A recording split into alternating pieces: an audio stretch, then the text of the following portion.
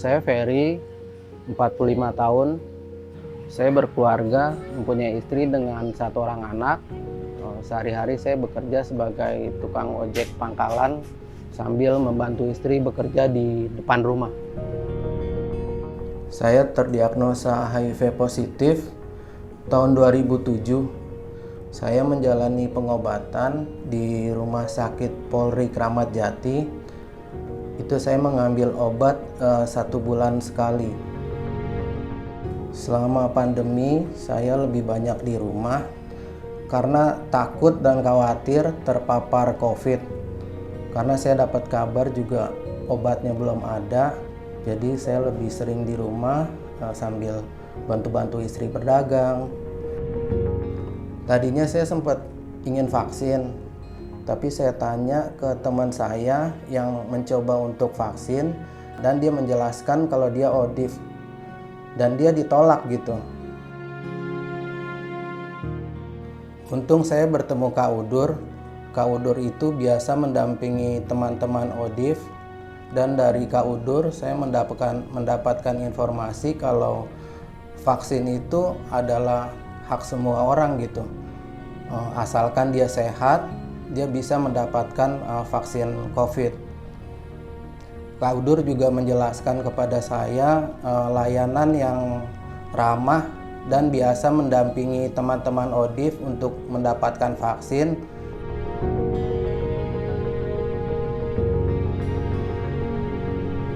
Akhirnya saya sudah divaksin sekarang dan bahkan sudah lengkap, sudah 3 kali vaksin.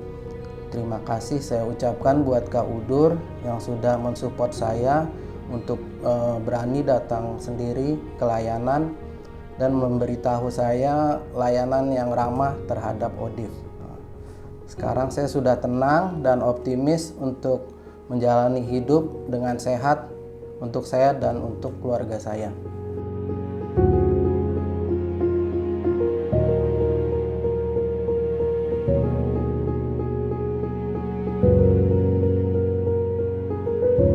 Kenalkan, nama saya Rafa. Saya bekerja sebagai pendamping teman-teman ODIF, mengedukasi, memotivasi, memberikan support biar minum obat ARV-nya tepat waktu dan sesuai anjuran dokter.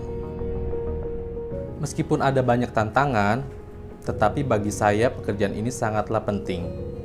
Saya merasa sangat berarti bagi teman-teman ODIF, terutama karena mereka sangat memerlukan dukungan saya dan juga peranan saya untuk membantu mereka mendapatkan perawatan dan layanan kesehatan yang tepat, apalagi di tengah situasi pandemi yang sulit ini.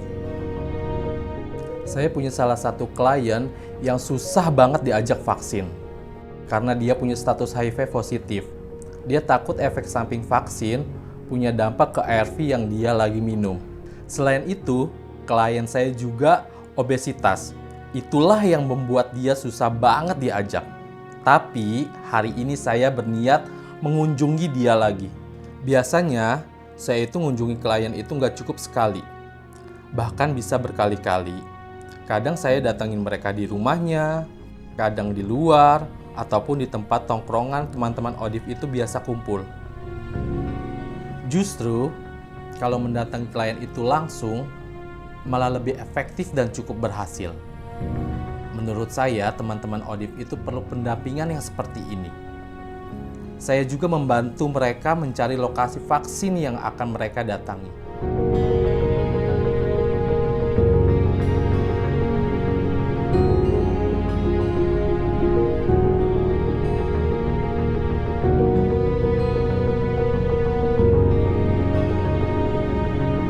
Saya Dr. Audra.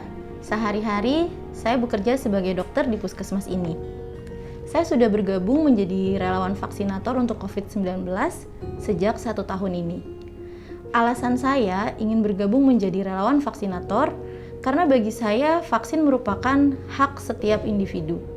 Selain itu, saya juga berharap agar semua masyarakat dapat dengan mudah melewati masa pandemi ini.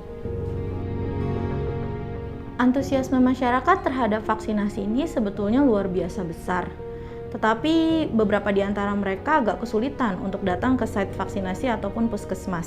Biasanya karena lokasi vaksin yang sulit diakses atau jarak rumah yang jauh, sehingga mereka tidak bisa menempuhnya dengan hanya berjalan kaki.